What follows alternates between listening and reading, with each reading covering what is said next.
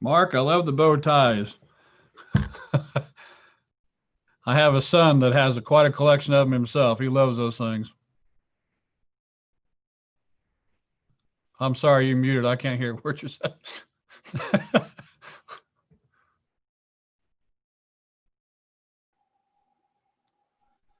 Are you there? Yep, there we are. You can hear me now? Yep. Yeah, I was just saying, I tie them enough. I wear them enough so that I won't forget how to tie them. Oh, well, my son uses the wraparound where they clip. I don't think could tie them if he had to. Oh, yeah.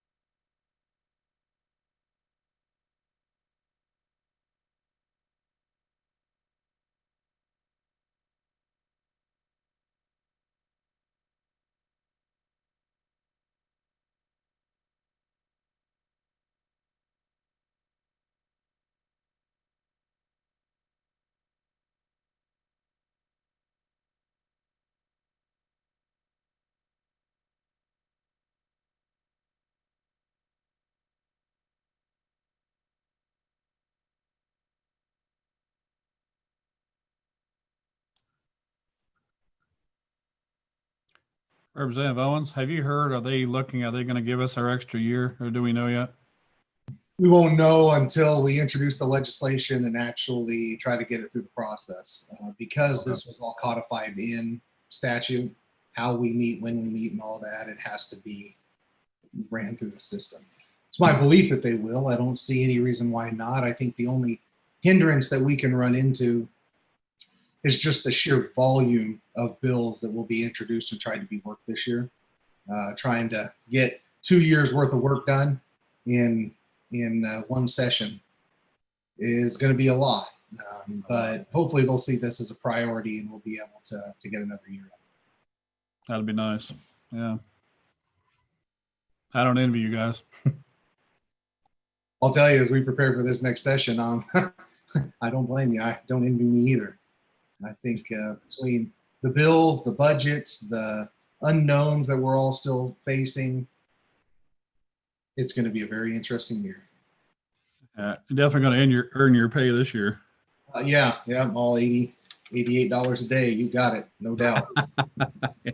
Definitely going to earn it. And then on top of that, you have new leadership, right? So the Senate will have new leadership for sure because Weigel's retiring. Mm-hmm. The House may or may not, kind of depends on whether leadership decides to run again and what that looks like. But when you mix all that in there, I continue to hope that we learn to work a whole lot better together. Oh, yeah. There are so many things the House and the Senate and the governor are on the same side of, criminal justice reform being one of them, that we could really make a lot of headway if we can set some of our differences aside and work towards some common goals. So that's what I continue to press leadership. And I will continue to press leadership for going into my third year there. But I think we definitely need the extra year to make that happen, though. It's going to take time. Yeah, no doubt, as I look at our subcommittee and the work we're doing, the work that CSG is doing, and we'll hear from them next week. I'm looking forward to that presentation. I got kind of an introduction to what they're going to be talking about. Yeah, they can be such a great asset to us, and we can really put forward some good things. And I even think that while we certainly don't leave recommendations off the table for lack of funding, I think that we're not going to have a really good stable funding picture until after this next session and we see what our economy does. Because currently, while we're trending in the right direction, we're still 51st in the nation for the worst economic rebound in Kansas. Wow. And that's a huge issue. We're definitely behind the 8 ball on that. Even with that, though, our numbers are still looking better than projected, which is great. And so I continue to hope. So everybody get out there and spend all your money and boost the Kansas economy, get sales tax rolling and all that good stuff. Well, we just went through a remodel at my house, and my wife has done very well for you guys. I know why you're probably better than projected. There you go. That's fantastic. I understand. We just took up one of the businesses I have is in real estate, and I flip 1 or 2 houses a year, and so yeah, we just did a huge remodel. So the hardware store and the lumber yard made out pretty good over the last couple months for me as well. Does anybody have a phone number for Mark to see if he's going to open the meeting today? Yeah, I do. I can shoot him a text and see. And if not, I can't. I missed the first meeting, so I can't. I don't know. Did he have anyone sort of as a backup? Have we appointed anyone? That would be Mark. Mark would be our vice chair that would then lead, correct? We got the Mark and Mark. Yep. Mark McCormick. Is that right? Yep. Mm-hmm. Well, he's not responding, so I'm not convinced that he's wanting to. Yeah, he's the vice chair.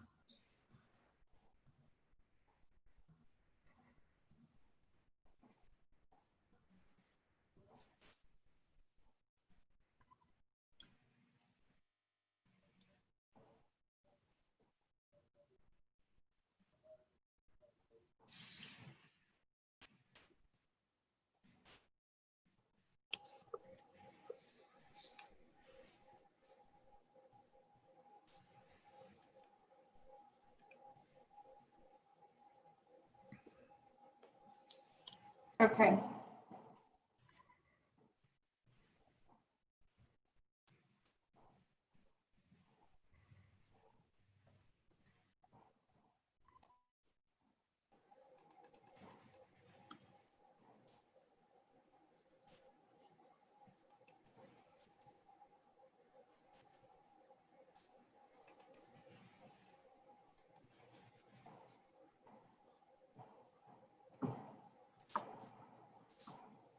Let me see if I can just give him a call. I'll be right back.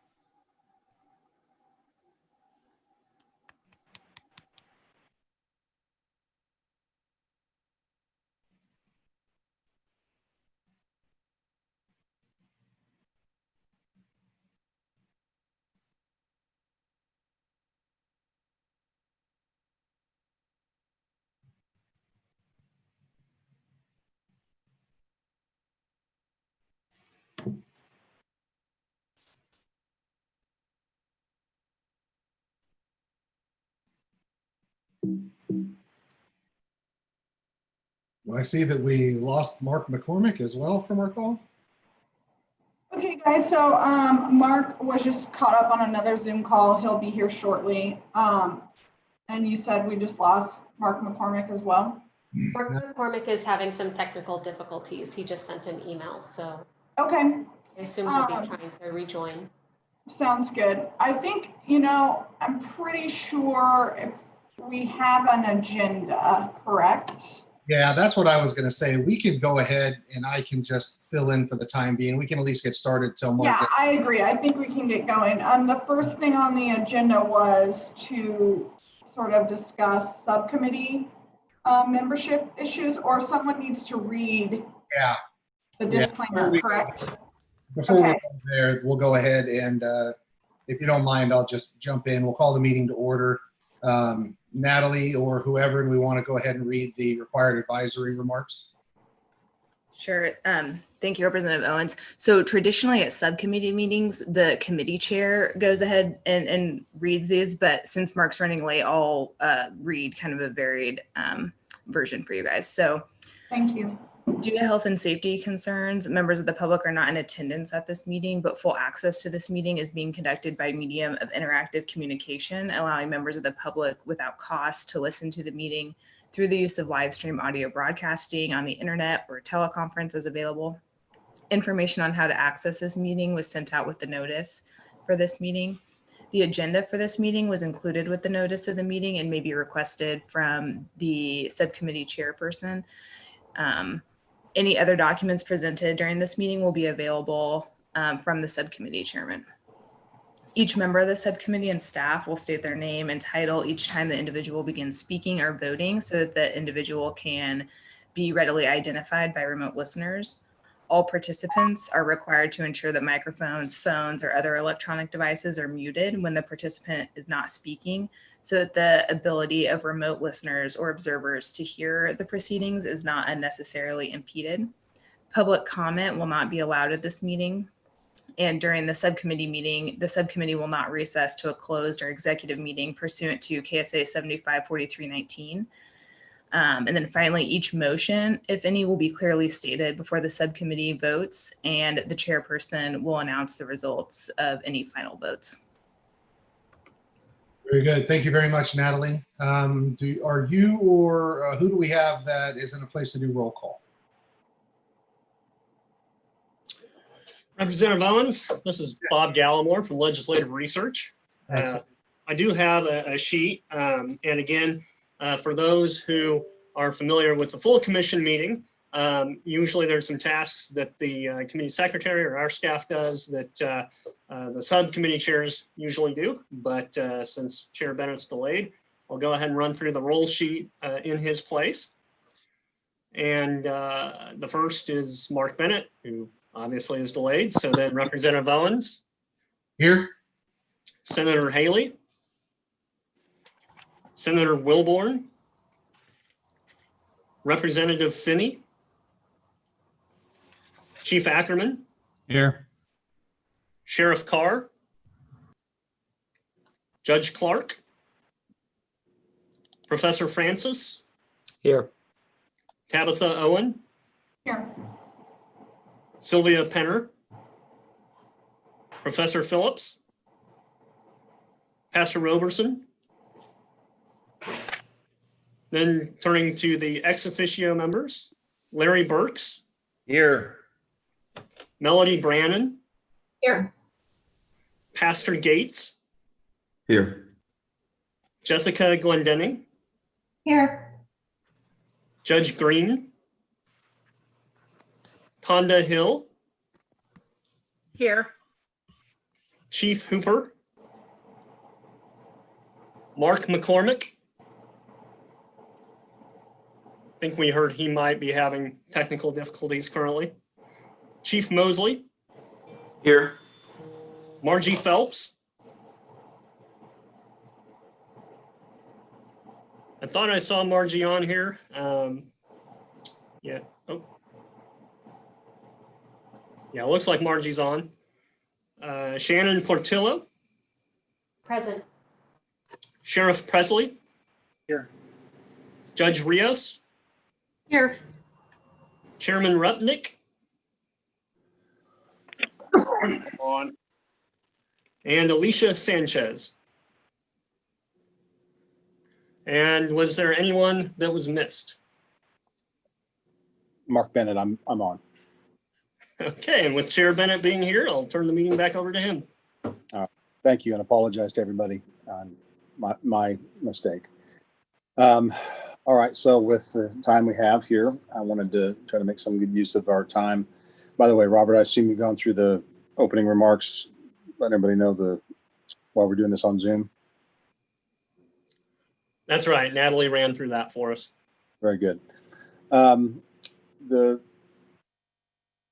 Let's see here. I think the first thing we wanted to talk about was some of the discussion topics we identified at the last meeting. I'll tell you too, Professor Francis, I think I heard him he's on the call. He reached out to me over the weekend, and I shared some thoughts with him I wanted to share with everybody. The first meeting, well, I guess it was the second meeting of this group. The first meeting was just identifying members. The first real meeting of all the people who'd been identified, we went through a list of just sort of topics, what people thought were topics that were ripe for discussion on a subcommittee that was put together to address racial issues in the criminal justice system. And I'll go through, and I've identified the 5 of them, I guess, here. And we'll have some opportunity for discussion here momentarily. But the question that was posed by Professor Francis was, these are all good topics, but there's some other things that are, frankly, on everyone's mind as well, much of which has to do with police reform. And also say that Mark McCormick and I had a discussion maybe 2 weeks ago now on some other issues, access to health care, access to housing, things that are also, they're not specific to the criminal justice system, but they are issues that are hot button issues that affect how people are, maybe their interaction with criminal justice. And some of those hot topic issues didn't get brought up as much in that first real meeting that we had. And so my point to Professor Francis and my point to everyone else here is, I think I think we need to, roll up our sleeves and have those discussions.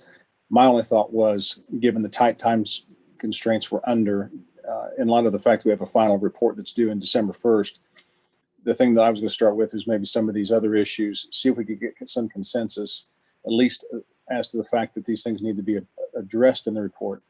And if we can actually find some sort of specific legislative agenda or legislative change, all the better. And then in the time we have left today, and then in the next few meetings, start to roll up our sleeves on some of these more difficult conversations. The real goal here is that the Criminal Justice Reform Council, or Commission rather, and then vicariously the subcommittees, would get an extension of a year from the legislature. We hope that'll happen. If so, then I think that's where some of the heavier lifts, some of the more meaty discussions will take place over the next year in this subcommittee. But I guess I wanted to put it out there in case anyone thought that we were maybe not putting not getting into some of the heavier, meatier topics here. It was frankly just a function of the fact that we only had 2 or 3 meetings before our final report was done. And I'd rather offer something than presume that we could reach consensus in 2 meetings over some of these tougher issues. So with that, I think the first thing that we discussed, and I'll open up for discussion from everybody, is data. We talked about how it's collected, how it's stored, how it's accessed, etc. I didn't ask anyone to come up with a proposed legislative change specifically, but in terms of if we had to send this to the Reform Commission today, we're not, but if we did, do we want to at least make it clear that data needs to be maintained or collected, maintained, stored, and maintained in a mechanism that the public has better access to? I mean, what's everyone, now that we've had a few weeks to think about that discussion, what, if anything, do we want, or are we in a position to make recommendations as to the commission regarding data? So open up for discussion.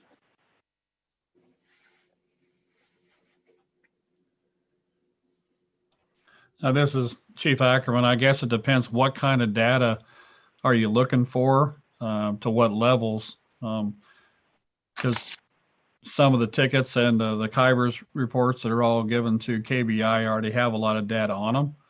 They just, how much more in depth of data do you want? I mean, it only makes sense that KBI be the repository for it. I mean, they hold all of our information anyway. But it's, I guess, good point. Maybe give us a minute of just making sure everybody's on the same page. What data is collected right now by law enforcement with respect to stops? Yeah, I'm asking for a full-blown plenary review here, but give us a sense of what sort of stuff you guys are collecting now, because I'm not sure everybody understands. I'll have to grab a ticket book to look to see. To be honest, it's been a long time since I've even seen a ticket book myself. Certain cities have to collect data. Mr. Mosley, I don't know if you guys do down there, you did in Wichita. You guys collect different data than, say, a smaller agency. We don't have to collect data by statute. only, is it a class 1 city? You guys had to down there, Nelson? No, we're a class 3 city, but no, we don't have. No, I meant when you were in Wichita. Yes, we did. Yeah, see, it's already written there that certain size of cities have to do it already. You know, if we did the whole state, that's fine. We're gonna have to redesign the tickets or a total separate piece of paper. You know, if they're wanting to go in depth for statistics, you know, there was an audit done many years ago about doing statistics across the state, and I'd imagine that's where they came up with that statute. But I'm a class 2 city, and we're not required to yet. And if we do, then we could base it off, I guess, of statistics that the class 1 cities do now. Chief, let me ask a question, if I can ask a question. Sure. When you talk about the ticket books, to collect that data, do you actually have to issue a citation to someone? On that, you would, Okay. or a warning ticket. Yes. Yeah, but So sorry, go ahead. So I think one of the things we want to look at is if we can take a step back, because I want to know who the police are coming in contact with, even if it doesn't end up in a citation. Mhm. Like a and contact sheet. Right, to keep, well, at least to keep statistics on the racial or ethnicity data about who the police come in contact with. You know, after our last meeting, one of the topics that was brought up, that over policing, and I'm a statistic person. I like to see statistics. If there is an area, just for example, is if an area is complaining about over policing, okay, is it truly that we've assigned too many officers to that area? How many contacts have they had? Like you say, if it's just a contact, no tickets, no warnings, none of that, it could show that. If they were contacted, was there citations written? If there were citations written, was there convictions? Or do we have bad cops are just harassing people? Or do we have people actually breaking the law? And I think that's where the statistics you're talking about can come from, if they had such a sheet to do that. Because just to say somebody's over policing an area without statistics is kind of harsh. It's I want to see the statistics to show this many people keep stopping these same people or same group of people without any citations or convictions, and then they call it harassment. It could be. I'm not saying it's not. What I'm saying is I'd like to see the numbers. Numbers support more than just opinions. And that's kind of like what I like to see myself. And I would assume more chiefs and sheriffs would, because it definitely gives both sides more ground to support themselves with. This is Shannon Portillo, co-chair of the Commission for Racial Equity and Justice, and we've been having some conversations on our commission around data as well. And I would love to see some recommendations that could potentially be coordinated between our two reports. One piece about this data conversation, I think that the conversation on what data we're collecting is really important, but also how are the data stored and analyzed? So a big piece of what we've been talking about is that many of the jurisdictions across the state use different types of data management systems, and then how we have that reported to KBI or to the Attorney General's office, and then who has access to those data will also be an important part of these recommendations. So I just want to make sure that we're thinking about both the collection side, the maintenance side, and who has access to these in the recommendations as well. Yeah, starting with what, and then we're going to move to the others, but you make a point there that I wanted to flesh out here for a second. Is there a concern that however it's collected, as long as we're identifying the same topics, the same race of the individual or whatever it may be, but the fact that there's different records management systems for the various law enforcement agencies, is there a concern with that, as long as they get it to the KBI so it's in a uniform, it's uniformly accessible from the KBI? You understand my question? Is the multitude of records management systems, is that an issue? So two pieces there. One, when we're saying what data, I think it's also important to say, are people self-identifying in their race or ethnicity, or is that being identified by the police officer or the law enforcement officer that they're coming in contact with? Because we can see differences in how those data are reported. But then also the different data management systems can affect how we actually combine those data, who has access and how KBI accesses them. I will say that we haven't completed our work yet. So our data interest group on the commission is still kind of trying to do a deep dive into this. But I would say that it will affect how KBI can take and aggregate those data to do any sort of meaningful analysis across the state. Well, I can tell you one of the things, Chairman Bennett, we had talked about a long time ago when we were talking about doing data collection, is now you're asking the officer on scene to guess a nationality.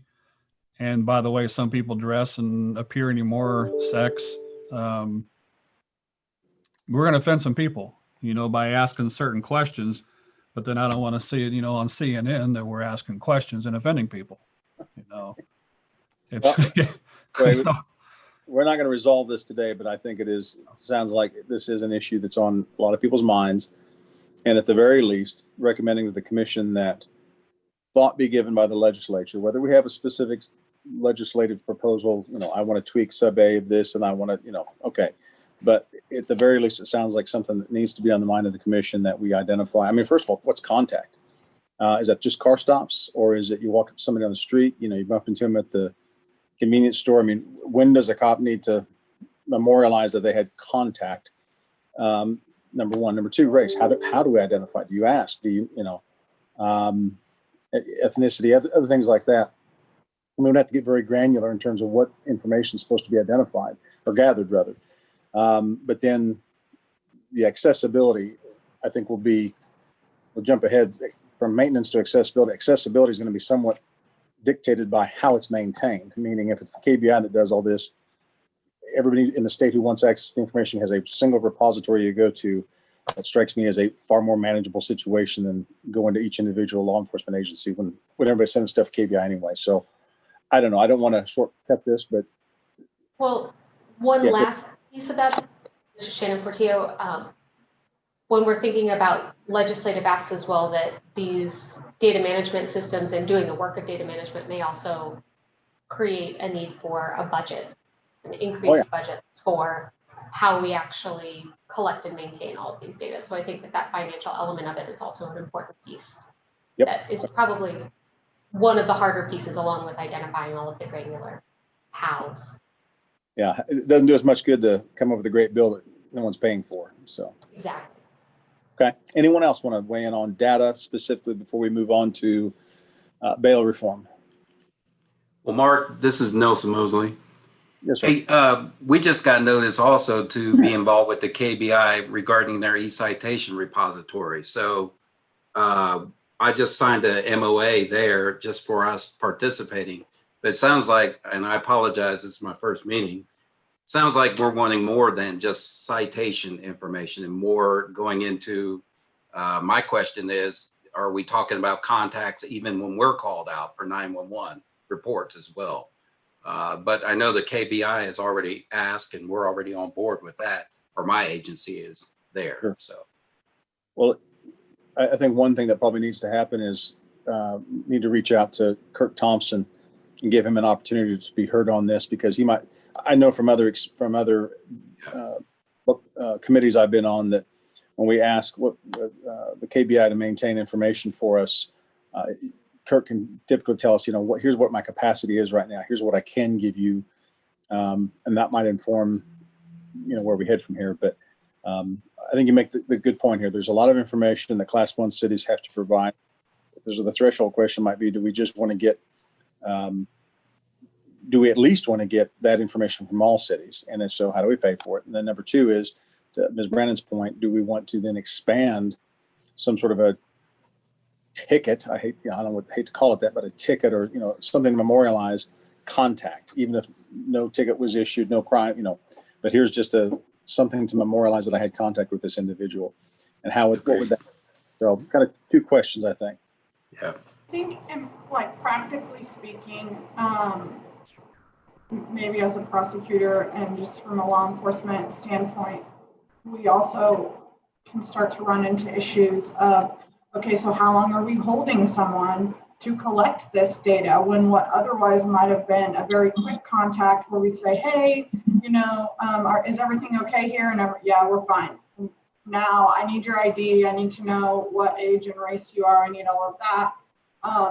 Particularly when we are talking about people of people of color who are feeling marginalized by law enforcement already, and now we're holding them longer and asking more questions. So I think we have to be sensitive about how we collect that data as well, so that we're not crossing into issues where we're just creating more problems. Yep, fair enough. Any other comments?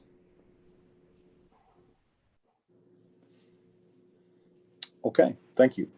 We'll move on to bail reform. That was a topic of discussion at our last meeting. I sent in the agenda a link to Karen Arnold-Berger's committee's report. If I'm not mistaken, it's run, well, there's 2 or 3 different reports, but the sum total is over 200 pages. So I'm not sure anyone had time to delve through the whole thing. But in light of the fact that there's another body that has put a lot of effort into identifying issues surrounding bail reform and its impact on the criminal justice system, what, if anything, does this body, or maybe what, I'll ask for commentary from I think there's several folks on this call that are a part of the Governor's Commission as well. What, if anything, should we as a subcommittee do with respect to this topic, bail reform, vis-a-vis the subcommittee? Mark, if I might take just a second. Sure. So I had the distinct privilege to work with Judge Arnold-Berger throughout this entire task force, being in the legislature, being on corrections, being a part of the criminal defendant management industry as well. And, you know, one of the overarching things that they talked about time and time again was how much of they could have spent 5 years studying this topic, and they got 2 years just on this one topic. So I think there adds a lot of credence to what you said about how much time do we want to spend when they've already spent 2 years on it, when we realize there are a lot of other things. And I think that her report, and I have read actually nearly all of it, and had a lot of comment, and some of which I like, some of which I don't, to be expected. However, it's very thorough and very well vetted report, and I think we're going to see a number of those things come forward. So I would tend to fall on, you know, what you're thinking, that there are a lot of other things that aren't being focused on that we as a subcommittee could focus on. And that's not to say we don't, as a subcommittee, recommend Sure. Or acknowledge the work of Judge Arnold-Berger's committee, recommend that strong consideration be given to their report, et cetera. But again, I'm not trying to telegraph my thoughts on this. I'm just opening it up for discussion. Anyone else want to, we can go a step further and recommend specific portions of her report. What's the consensus of the group?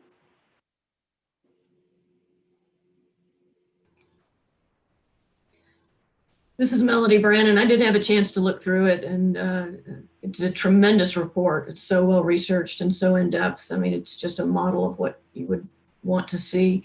I like the idea of us endorsing it if that's what we feel is appropriate. I know the comment section, the time for comments runs through September 24th. Is that right, Steve? But it's just such a solid report. That I like the idea if we can get behind it, if everybody agrees to that, and give it our endorsement. And this is Shannon Portillo from the Governor's Commission. I agree with what Melody has laid out here, that this is a really well-researched and really thorough report. With the comment period kind of not being done in this report being, I believe, still in draft form, I would be a little hesitant to say, let's just go ahead and endorse it. But I think that at least as a subcommittee pointing to this report and saying there has already been a lot of work, so rather than recreating the wheel, our commission still hasn't taken up all of our recommendations, but we are looking at this report as a potential kind of point of research for us to consider recommendations as well. So we'll be talking through all of the recommendations within this report for our report as well. Okay. Yeah, and I'm sorry, I should have clarified. I didn't mean to take a vote today to endorse or, you know, give our imprimatur to it, but just getting that discussion started. I think we'll meet one more time in October, at which point we'll have to, you know, kind of make some formal recommendations in terms of a report to the commission. And I wanted to get this conversation started, but it sounds like there's consensus that the work done there, I mean, it would be impossible for us to recreate the amount of work that's gone into that in such a short period of time. And whether we all agree to every detail of it or not, I think it's important to recognize it and make sure the commission is fully aware that it's out there, although we're all going to be aware, and ask that strong consideration be given to the details therein. So any other conversation about bail reform and Judge Arnold Berger's report? Okay. Next on the agenda was the public defender system. We discussed that at some length in the last meeting. Ms. Brannon pointed out a couple of things. One is funding, I think, is just obvious. They are desperately underfunded. And number two is the lack of a statewide, and the public defender system is across the state, but it's not in every jurisdiction across the state. And with several notable, fairly obvious omissions in a couple of large areas, it's kind of surprising we don't have a public defender in Wyandotte County, for instance. I will tell the group, I don't know that, I don't think I had this on, I didn't know this last time we met, but I've spoken at length to Ms. Cessna, who's she's taken over from Ms. Scalia as the head of the director rather of BIDS, Board of Defense Services, and she is going to address the commission at the next commission meeting, I guess next Monday. And I'll double check that. It's either next week or the month after, but she's going to address us and give us some sense of what's going on in the state public defender system. So I guess that's my way of saying that is going to be front and center at one of our larger commission meetings. So what other discussion do we want to have regarding the public defender system in Kansas, recommendations, that sort of thing? Maybe Melanie, if you want to start this up. Yeah. Hey, Mark, this is Mark McCormick from the ACLU. Oh. I'd like to add to what Melody was saying before, yeah, but say that we ought to be thinking in terms of funding parity, not just increasing funding, but funding parity for public defenders' offices. Okay. One issue there is county attorneys, district attorneys are paid for by counties individually, and even in that regard, there are wild differences between one county to the next in terms of what prosecutors make, and then the state pays for the public defender system. So I think not only parity, but who's expected to pay the bill, or who, I think that's something they're going to have to address. Well, lots of people are being locked up, and our mass incarceration crisis has a lot to do with that lack of parity. So if we can afford to do one, we need to learn or figure out how to afford to do the other.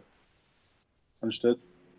I think one way of approaching that is to look at the county prosecutors and use that as a benchmark for how public defenders are funded statewide, just to have that sort of parity. But Mark's absolutely right on that.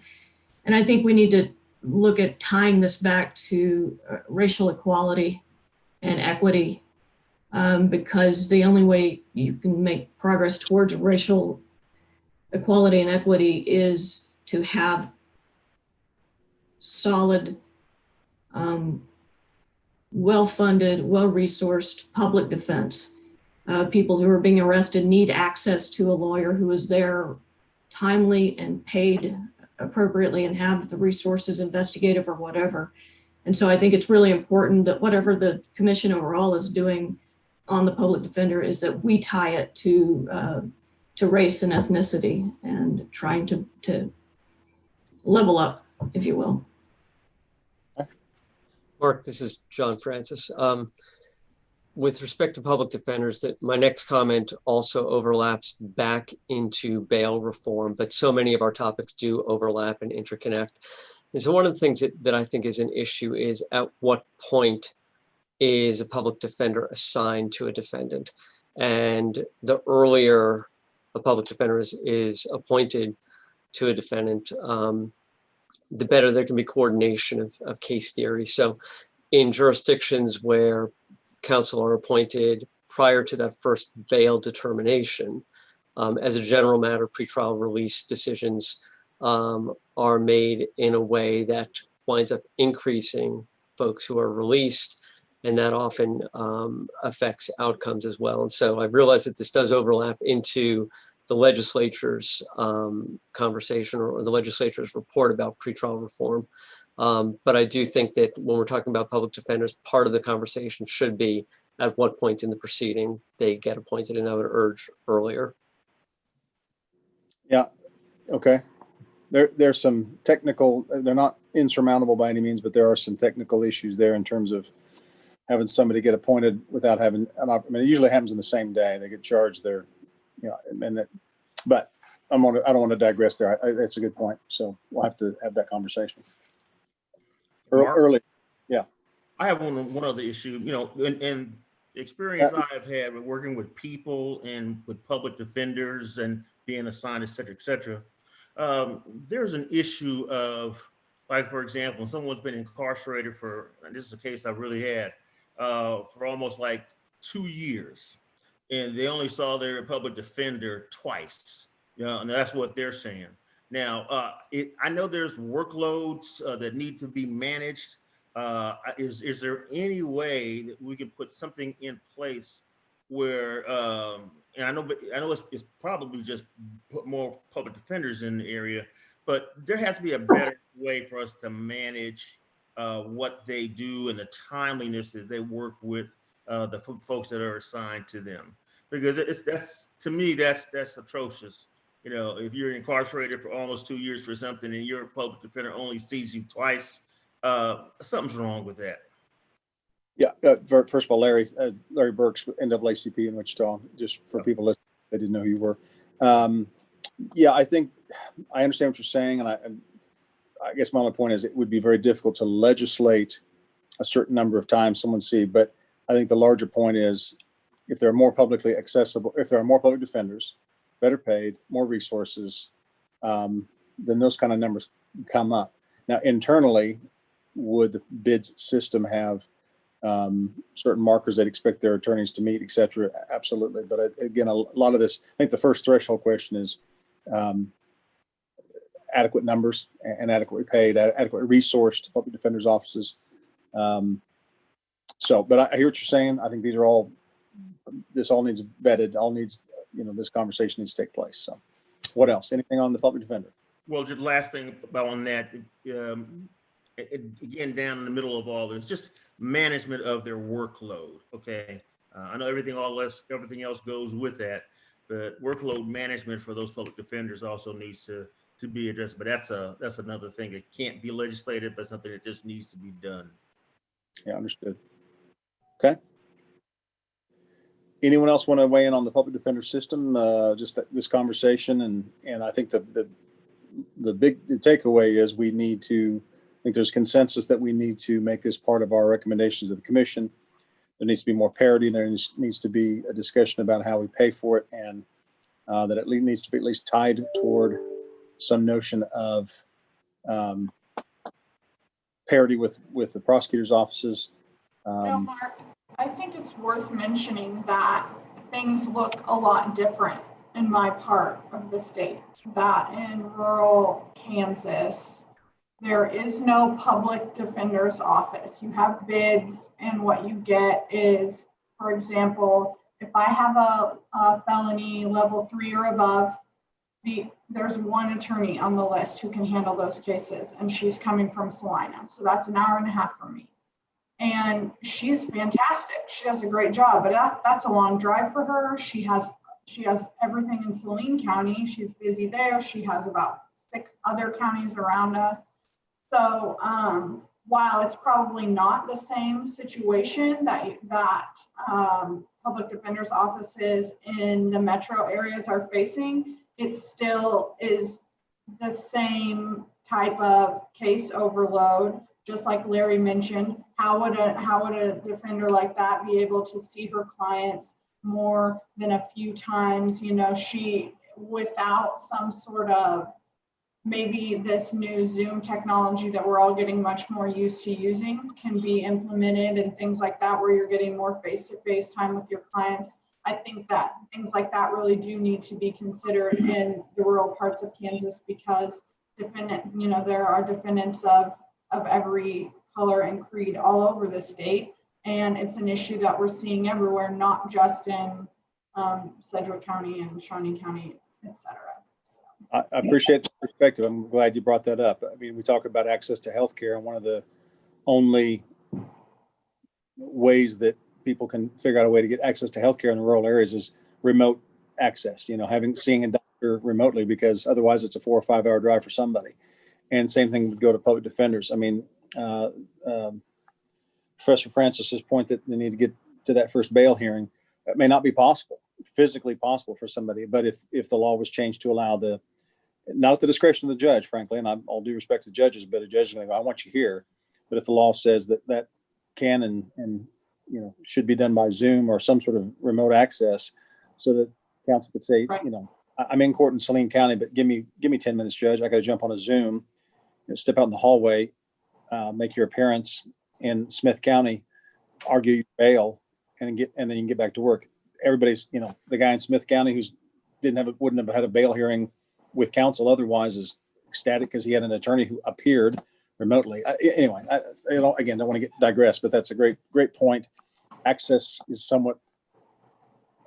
means different things in different areas. In your part of the world, it's we're all sort of learning a new normal, and I think that there are going to be some positives that come out of that, and that is, we know that there are so many problems that in this particular committee that are going to take a lot of funding to really start to see some changes. And so it's great to think of things that we can do that aren't going to cost a ton of money, and allowing attorneys, public defenders to appear remotely is not expensive. And it's something that we can do that is going to help these people who are sitting in jail waiting on a bail hearing, waiting on their public defender.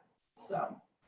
And I might add, I even know before COVID, there were conversations and a bill introduced to address some of this as well. I think that what we're going through now is going to further those conversations, because I think you're right. The remoteness of Kansas doesn't lend itself to having a public defender at every, first appearance, bail hearing, or whatever. But there is a mechanism by which electronically that could probably happen, and it would be a whole lot cheaper, right, on everybody. So I totally agree that there's work to be done. Yep. All right. Good conversation. Can I interject for a minute? Sorry. Yeah, go ahead, please. My name is Tonda Hill, and I actually work for the bids. I work in Topeka, and I think maybe with funding, we also need to look at recruiting, having a more diversified individuals, attorneys that can handle in the defense, because that also will make stronger, making sure that clients are better served. If you have an attorney that has experience with what is pre-sexual stops, or looking at certain things, and I don't know if that's recruiting, but I don't believe the bids is diversified in the attorneys that are representing people of color and individuals that are marginalized. Like everybody, part of it's give them a decent salary, you'll have a lot easier time recruiting. So, but yeah, absolutely. I think, let's put it this way, even in the I don't want to digress too much, but this is a tough business. Prosecution, defense, etc. And you look around the state, there's not kids breaking down the doors to become prosecutors or defense attorneys for that matter. Look in Wichita, our average private bar, there's not a whole lot of younger people doing private defense, let alone public defenders. So we're going to have to figure out a way to get people interested in this line of work across the state. And it might be a little easier in Kansas City area, but anyway, that's my soapbox for the moment. So anyway, I agree. Public defender system, anything else? If not, we'll move on to post incarceration. Any other thoughts on the public defender? Okay, post incarceration. Well, again, I think Melanie was the one who mentioned, her perfect world scenario is we get rid of parole. I don't mean that with a laugh, but that's probably a heavy lift to expect consensus on that. But the point is, and I've seen some of the numbers, that there's a whole lot of folks who gets churned through the system on parole violations at the state system. And, whether we agree or not that there should or shouldn't be a parole system, or that there shouldn't, or at the very least should be the ability to revoke somebody on parole, maybe that's more to the point. I don't know, what other discussions do we want to have about post-incarceration? I know there's a reentry subcommittee. This is going to be discussed in other areas, but specific to, let's get back to the subcommittee we're on here, the race in the criminal justice system subcommittee.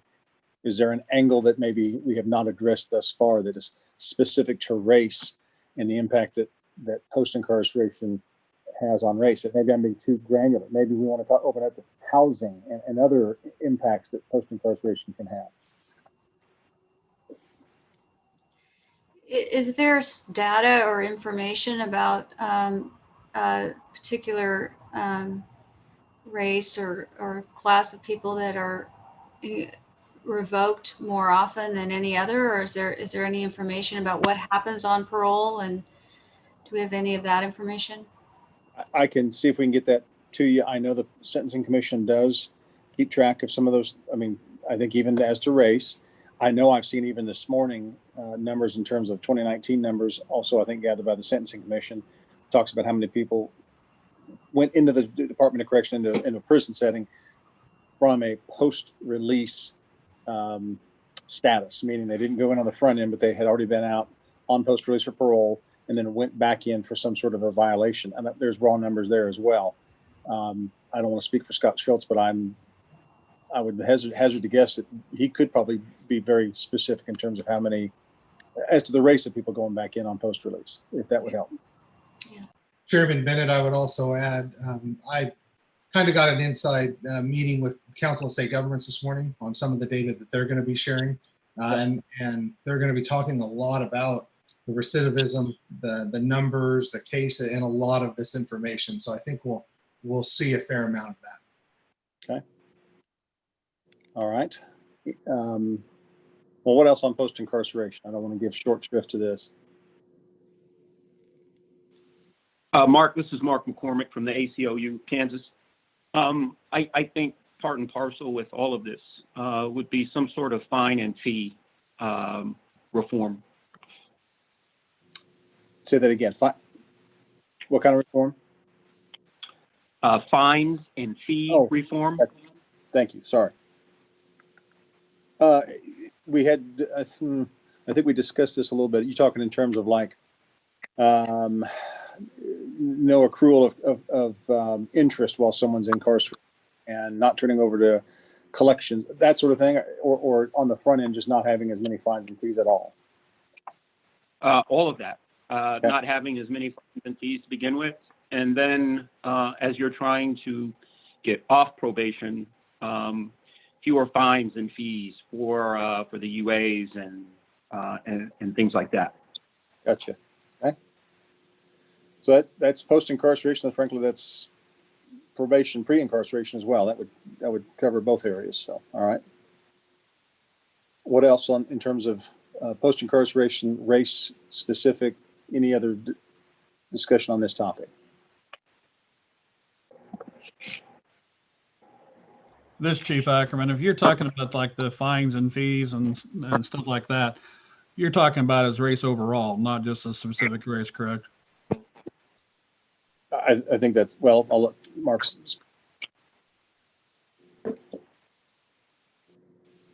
What was that question again, Chief Ackerman? When we were talking about the fees and stuff, I got a couple things. The one, the fees, some of the fees we kind of have to where, because we have to pay for all those UA kits and all those other kits and stuff that we have to do.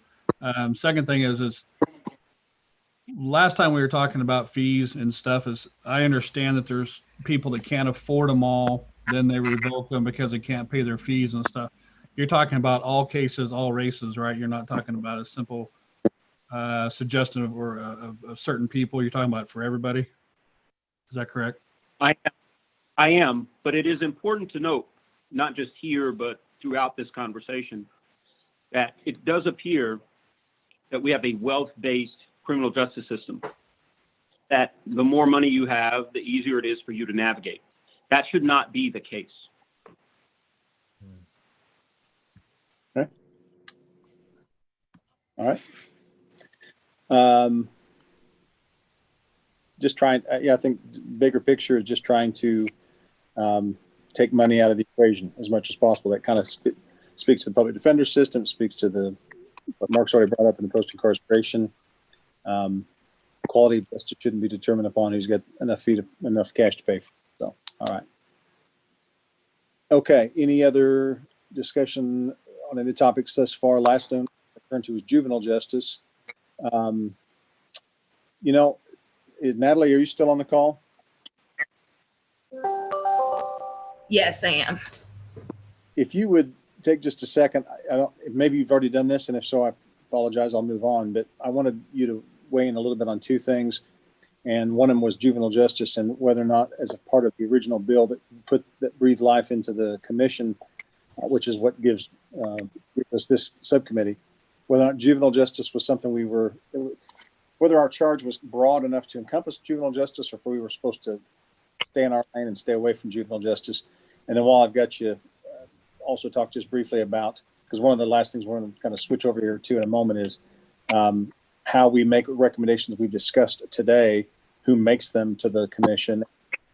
And what I'm getting at is who's eligible to be the chair and chair of various working groups, that sort of thing. So if you wouldn't mind addressing a couple of those topics. Sure. Thanks, Chairman Bennett. This is Natalie Scott from the Office of Revisor of Statute. With respect to the juvenile justice question, Jordan did reach out to me and, asked me to be prepared to talk about this. When you guys look at your enabling statute, it doesn't use any juvenile justice terminology. For example, analyze the sentencing guideline grids. That's not really how we treat juveniles. It says talking about analyzing diversion programs. With juveniles, we call that immediate intervention. So none of the specific things listed would necessarily relate to juvenile offenders. We use offenders, but we don't say juvenile offenders. And normally we would use those key words if we meant to include juvenile. When you also look at the membership, there isn't anyone who was appointed as a member of the commission who has specific expertise or experience with juvenile offenders. So, and then lastly, we codified this statute in Chapter 21, which is, where we talk about the adult criminal justice system. So I don't think there's necessarily anything here that precludes you from looking at juvenile justice issues, but it doesn't appear to me that was what was intended by the people who put this legislation forward. Okay. And I can take any questions about that part before It doesn't stop us from saying we think certain things need to be addressed, but certainly that was my concern. I just want to make sure we stayed in our lane and didn't,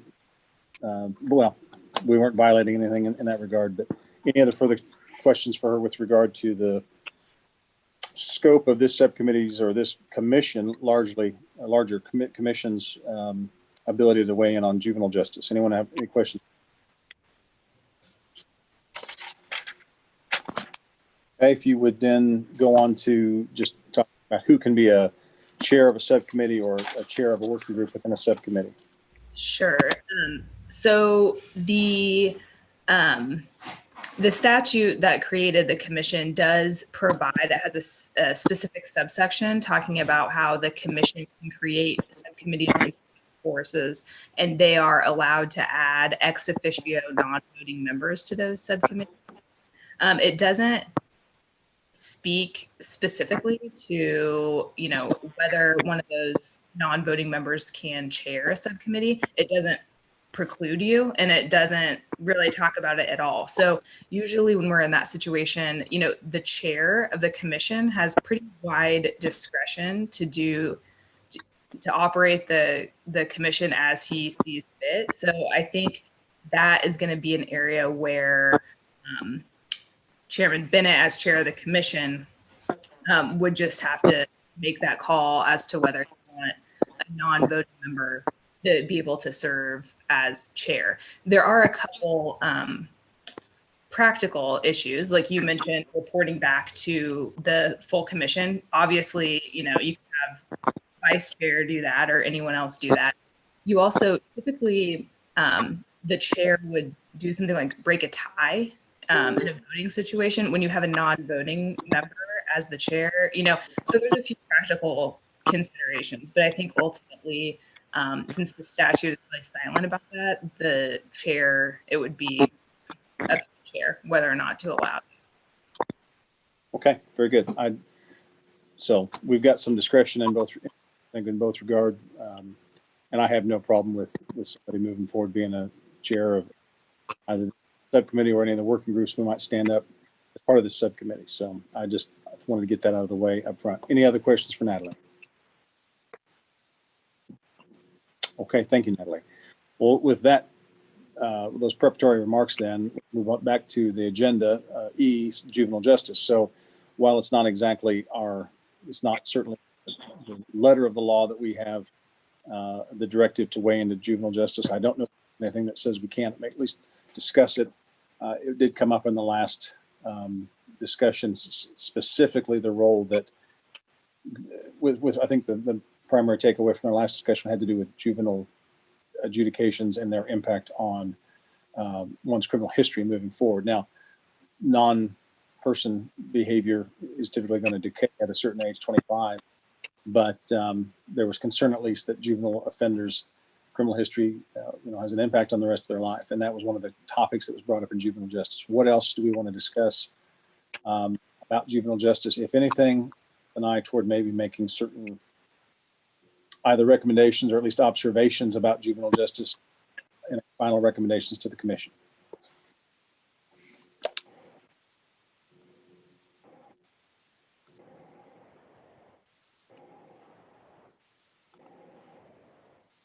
Okay. Mr. Chairman, this is John Francis again. One issue that occurred to me, which we discussed tangentially last time, was what was being referred to as the school to prison connection. And so whether with respect to juvenile justice, there is a connection for us to study regarding education. Okay. I'll take that to mean more of something that sounds like maybe if we get our next year given to us, maybe the topic for a working group, something like that, perhaps? Yes, okay. I think so. All right, very good. That strikes me as well worth your time. So, also too, it may be the type of thing like the bail reform and Justice Arnold Berger's work. My suspicion is that there are other committees and commissions, who work maybe more in the field of explicitly in the field of juvenile justice, who might be able to inform some of those conversations as well. So, all right. Well, with a few minutes we have left here, I left F on the agenda. We talked about data, bail, public defenders, post-incarceration, and juvenile. The last one was just other, a question mark. What else do we believe? We've got another meeting to discuss all this, but the goal would be toward the end of the next meeting, we try to work on some language, even if it's just a paragraph or two per topic, that we give to the commission and say we'd ask this to be included in either a general discussion of goals for the legislature, or maybe even send it to the reviser for specific legislation. But what else would we as a subcommittee want to have included in that either general or more specific discussion that's going to be given to the commission? Any other topics? Opening it up to anything. Mark, I'm gonna jump back in. I think last time we were on, I talked about a wellness program.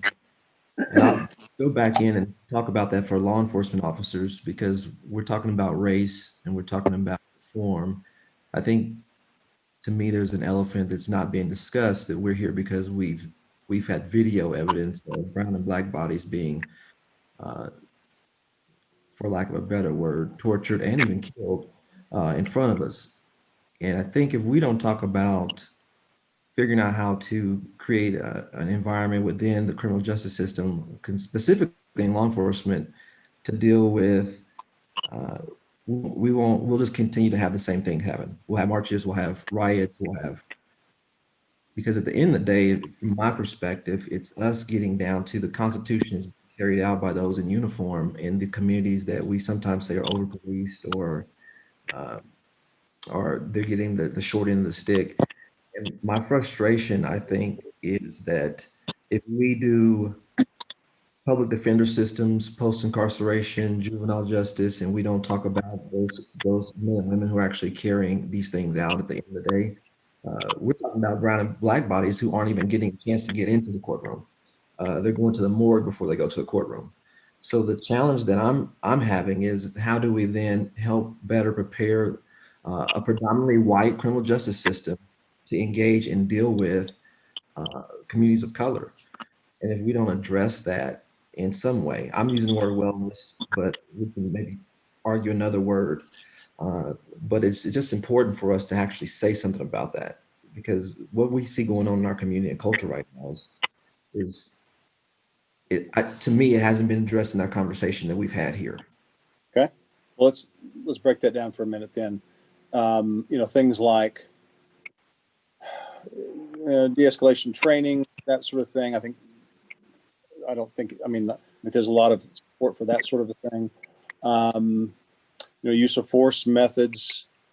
There's less uniformity of response to that, but maybe gets to what you're saying. I think and maybe I'm conflating what you said last with what you're saying today, but part of this is maybe figuring out a way to identify officers who either through some crisis in their life or just lack of training, whatever the situation is, shouldn't be on the street carrying a gun right now.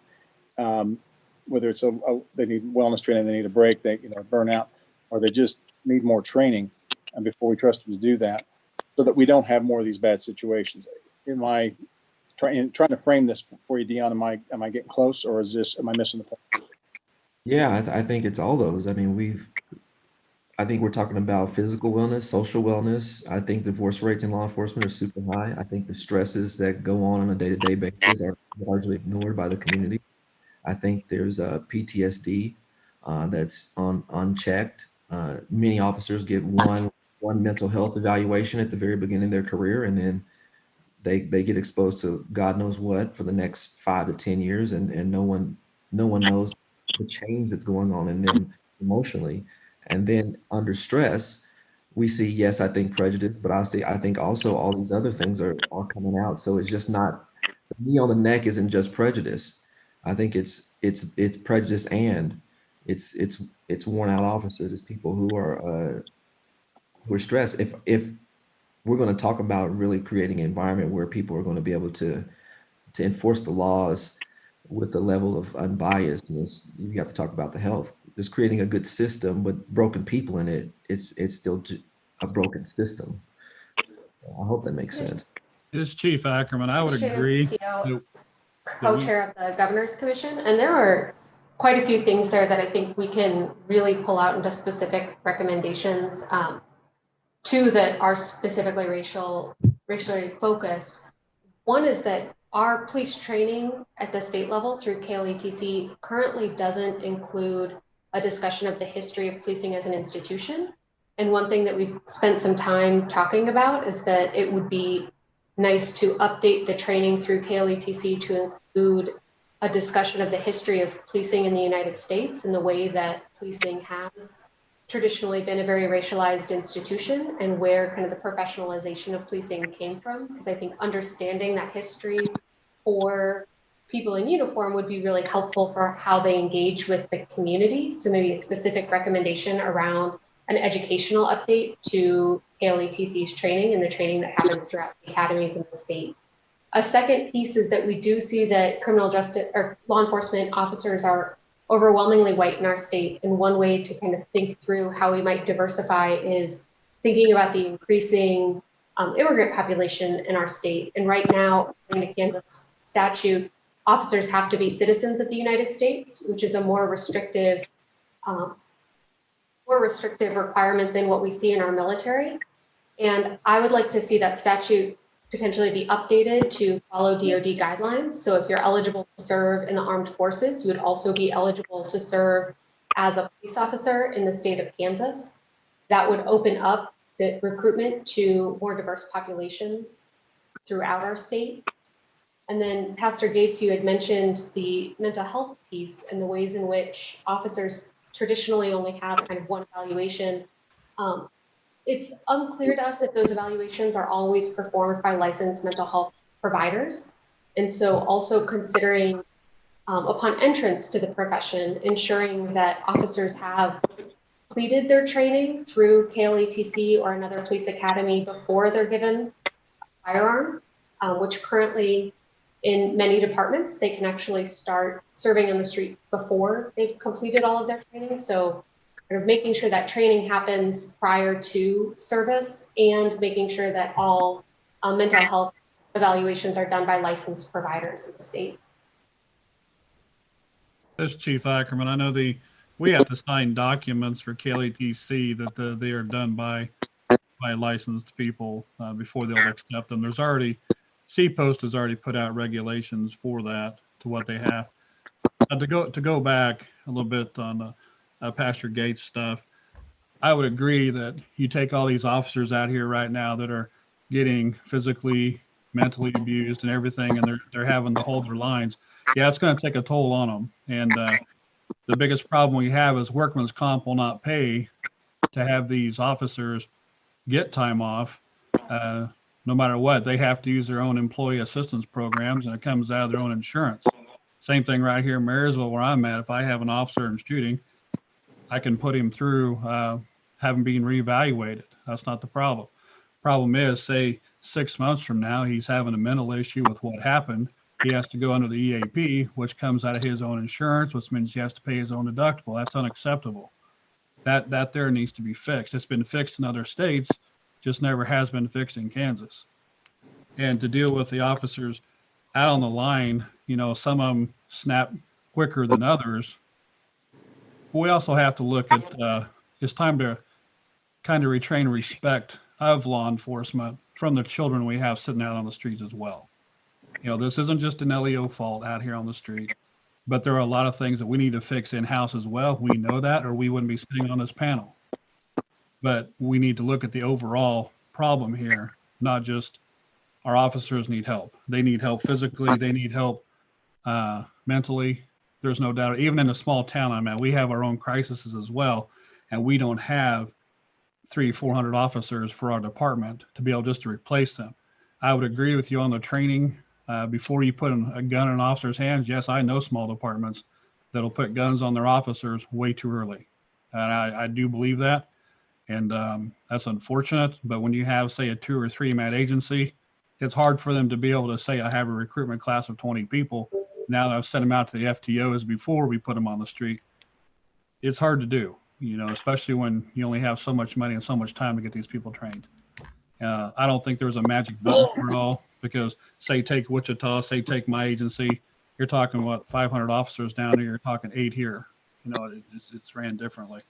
But the mental side, I think we need to fix that. I really do in the officers, and but it shouldn't be out of their paycheck to do it. So Mark, I'm going to jump in here real quick, Mark. This is Melody Brannon. I think whatever we're doing on any of these topics, I want to encourage everybody to look for new models and new answers. If we're still talking about training or diversity hiring, and that's what we've been talking about for the last 10 years, it hasn't worked. You know, if we're having the same discussion today that we had when Eric Garner died, we're not making any progress. We have to look at new models to solve the actual problems. There are new models of public defense in rural communities that I don't think have been tried in Kansas. And so we're going to have to reach out and do that sort of research. But let's look for something that's completely new and completely different, and not take just really small steps in what we're trying to do here. Okay. I would like to jump in here. This is Joseph Rupnick. I'm chairman for Prairie Band Potawatomi Nation. And I kind of represent the 4 tribes here in Kansas. And one of the problems that we have with our local police departments is a statute, you know, federal statute called the Kansas Act. And part of that is that gives the state or county officials, law enforcement officials, the ability to come onto the reservation and prosecute native peoples.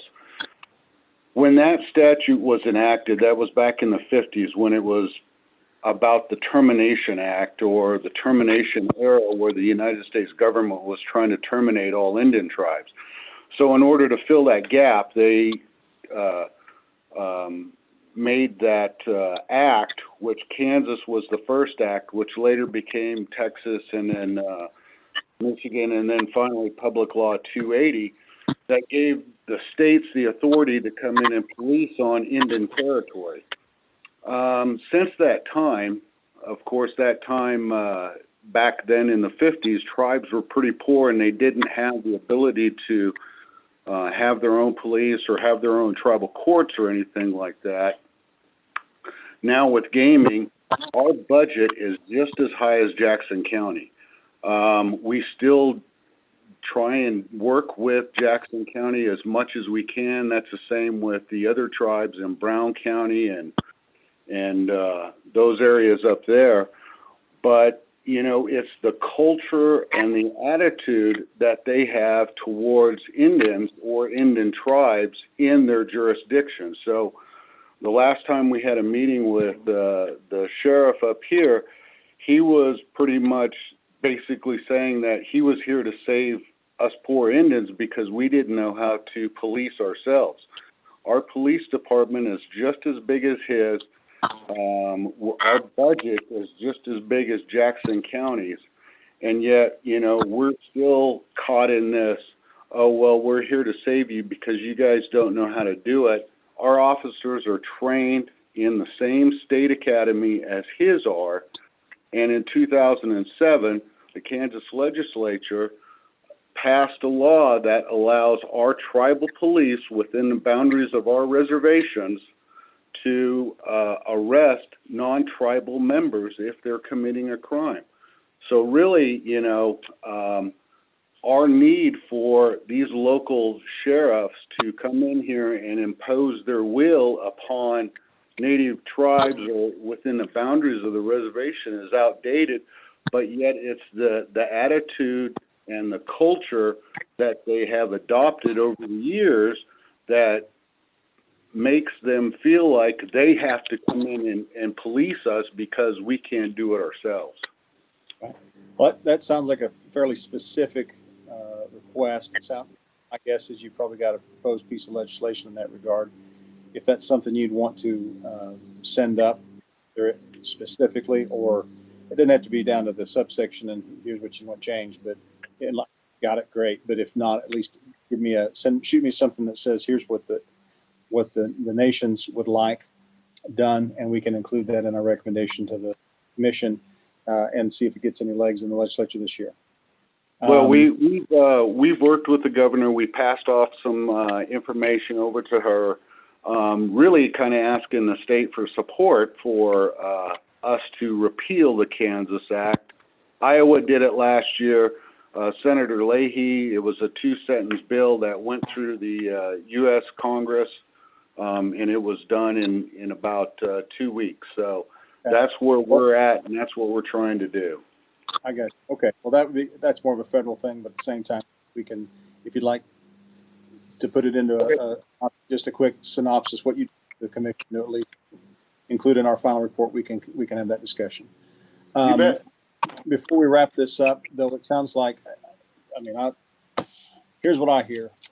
We've got discussions as to data, bail, public defenders, post-incarceration, and juvenile that I think we've all got some consensus on. We can wordsmith what it would look like, the recommendations to the commission. The final subsection was just the other, and Reverend Gates' discussion about what do we need to do to be more specific to address the elephant in the room, whatever you want to call it. It's not as much elephant in the room, it's just right here in front of everybody. You know, the historical overview in terms of specific training at KLATC and the citizenship requirement. I mean, those are very, very granular, but very specific, and the license provider giving almost a fit for duty exam, whether it's not just the beginning, but maybe periodically throughout the course of a law enforcement officer's career. Chief Ackerman's concern about workers' comp and that up so that officers who maybe are in crime shouldn't be on the street are in a position to take advantage of what they need to not be in those circumstances. But I'm going to go back to Melody real quick. Your point that we need to do more than just replow the same ground. I'm with you, but do you have, or anybody specific? Because I think what we can do in this next meeting is we can get to those other issues fairly quickly. I don't mean that we need to keep banging this into the ground, but let's spend our time next time talking about some of the heavier, meatier issues specific to policing and race and what we'd like to see in terms of, we're going to figure out a legislation in one meeting, but what sort of a discussion do we want to give to the commission, identifying issues, knowing that if we get another year, this is what this subcommittee is going to roll up its sleeves, probably in terms of working groups, breaking it down. So there's more time for those grain Melody mentioned earlier. Training, whether it's at KLATC or even use of force methods, de-escalation training, that sort of stuff. What else? What other, in the next couple of minutes here, what else do we want to make sure is in that discussion? Yeah. Mark, I wanted to address something that the pastor said, and then to share with the group. I come from a law enforcement family. My dad was a chief of police. My sister was a police officer. My granddaddy was a chief of police for 50 years. I am not speaking from a position where I have no sympathy for the work that police officers do. But we had this conversation in the last meeting. I do not think that this is a racial issue. Police officers have representation from the FOP. And frankly, on this commission about race, I think police officers are overrepresented. I think that discussion is a valid one. It's just not one for this commission. I will tell you, as someone who watched that Wichita police officer who was hit by a car, it ended his career, and then to have local media raise money for his care, I thought was ridiculous. He was injured in the line of duty. No one should have had to have been passing the hat to take care of him. I just think that this space should be about racial solutions or racial issues with regard to law enforcement. I think that's a valid issue. It's an important issue. I just don't think it's an issue for this subcommittee. Okay. Appreciate that. I would agree. I would disagree only one part there, Mark, this is Chief Ackerman. FOP does not represent all of us. We have no FOP in this most part of the state. It's only in your larger areas. And but just to clear that part up on that, but it's race in the criminal justice system. That's the name of the committee, not just racing and law enforcement. And I just wanted to make that point. Understood. I'd also challenge too, I appreciate your comments, Mr. McCormick, that if we can agree that the law enforcement or criminal justice system is predominantly white, and we're specifically talking about the challenges between brown and black communities, then if we have a unhealthy, predominantly white criminal justice system policing or over-policing or wrongly policing or punishing these communities, then I think the health is an issue when it comes to race and the reform of the criminal justice system. That's my perspective and slant on it. Mark, in terms of what is there something you'd like to see more specifically aired out at the next meeting? Mr. Chairman. Yeah, I'm sorry. For Mark. Go ahead, Mark. Yeah, go ahead. Who? Which person? Go ahead. I'm sorry, Mark McCormick. You brought up that the one wasn't so much race specific. I want to make sure that we're attending to what you're discussing. What should we be discussing at the next meeting more specifically? If you've got something. Oh, yes, sir. I mean, a lot of the issues that I've raised before, I mean, I've had my say during the meeting. I did not get to address that part right after the pastor spoke. And I just wanted that on the record. I just wanted that point of view on the record. We're addressing a lot of them, the wealth-based system, you know, the fines and the fees, how juveniles can accrue records that when they become first offenders as adults, it's presumptive prison, parity for public defenders and prosecutors in terms of how they're funded. Those are the issues that I've raised. I just wanted to address that last point. Mr. Chairman, this is John Francis. So in terms of additional topics, and to kind of pick up on Melody's point of going into discussion areas which are not just the same old thing, I think things to talk about might include the role of qualified immunity for officers, use of force methods, particularly use of chokeholds and neck compressions, de-escalation training, which I know we've talked about before, and also the use of co-responders. And I think there's been some good outcomes with that. We have data on that here in Shawnee County. Picking up on Pastor Gates and Mark McCormick's positions, kind of a broader question about the role of police unions and the role that they take in when there are incidents. And also kind of a bigger issue, and most of these aren't going to get resolved in one meeting, but also there's been some discussion about warrior training versus guardian training and the role of police. And so that's a big issue. It's kind of a philosophical issue, but I think we're not going to resolve these issues in one meeting, but I think these are topics to discuss.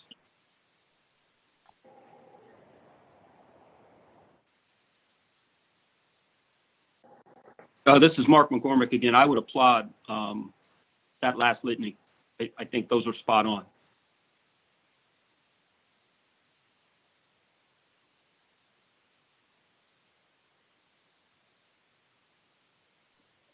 Mark, your microphone is off. I'm sorry. I was saying that I would applaud that last litany. I think those are spot on. Okay. Thank you. I'm sorry. I must have hit mine. My mute was on. Professor Francis, let me jump on something you said. The co-responders. I think you're referring to like mental health clinicians going out with law enforcement. Is that accurate? Correct. Yes. I don't want to saddle you with something you may only be, tangentially involved with, but if you do know, if you have some specific information, or have someone who could give us a 10-minute overview of the Shawnee County experience. I know we've got some in Sedgwick done some of the same thing. I can try to do the same, but it strikes me as a jumping off point for something specific. Try to make good use of that our next meeting. And if anyone else has something specific, Professor Francis mentioned qualified immunity, the training, de-escalation training is a general matter, but training, use of force training, police unions, and then again, that warrior guardian training. Again, training seems to be the common theme here, but if there's Melody, if you've got something you mentioned using other examples from other places, something not just the same old tired conversation, but anybody who has something specific they'd like to bring to the table, reach out to me. I'll get it on the agenda and see what kind of time we have. My first 30 minutes of the meeting, 20 minutes of the meeting, I think we'll try to spend solidifying the stuff we've already talked about that there's not really a lot of argument about, but then try to use the balance of the meeting next time for, I don't know, let's roll up our sleeves a bit, see what we're done. Okay. Chairman Ben, I just had one thing. I don't know if it needs research or what, but I just know in these larger agencies, and we start talking about FOPs and unions, I would agree, and I know a lot of chiefs and sheriffs would. There's a stronghold, and to where the administrator is not able really to do their job. To me, if I find something's wrong, which we have in the past, you terminate the person, you send them on, and you take their certificate and all that. But I'm afraid, and I know that there's certain departments where there's so many union or FOP signed contracts or guidelines where they can't be fired, or they have to. There's such a strong. I think we got to find a way to be able to let these administrators do their job, and let's weed out the bad apples that need to be weeded out. I don't know if that's something that we can recommend, because you're talking about a private contract, I guess, between unions and departments. I don't know, but I think it's something that we need to be able to. The state needs to be able to help regulate on top of it as well. I really do, because I can't even sit here and tell you how many issues I spoke to other chiefs that their hands are tied most of the time, and it's totally ludicrous to me that a chief can't run his department. But anyway, I would agree with you on that. When you get those, he's still working for the department. That's a problem. Yeah, it is. You got the Well, you got the tail wagging the dog, and that's the problem. Yeah, this is Nelson Mosley, and speaking of coming from Wichita, not only just you can't fire, but sometimes firing officers and through arbitration, we're made to take them back. Yeah. So the entire process, I agree totally with Chief Ackerman and what the comments were already. Okay. All right. Well, I thank everybody for a big discussion. Any further comments before we wrap this up? Well, again, I apologize for being late, and I thank you all for, again, a good discussion. I'll see if I can't find the time to maybe put some thoughts down, at least have something to discuss and wordsmith in terms of something to give to the commission, and then be prepared to talk some more. Again, I open it up to anybody who has something specific they want to present.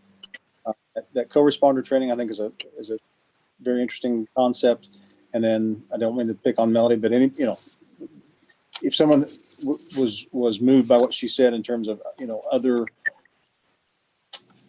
efforts that have been made elsewhere, if someone wants to bring something to our attention, and I'll disseminate it as part of the agenda, we can have a jumping off place. So with that, my co-chair, Mr. McCormick, anything else?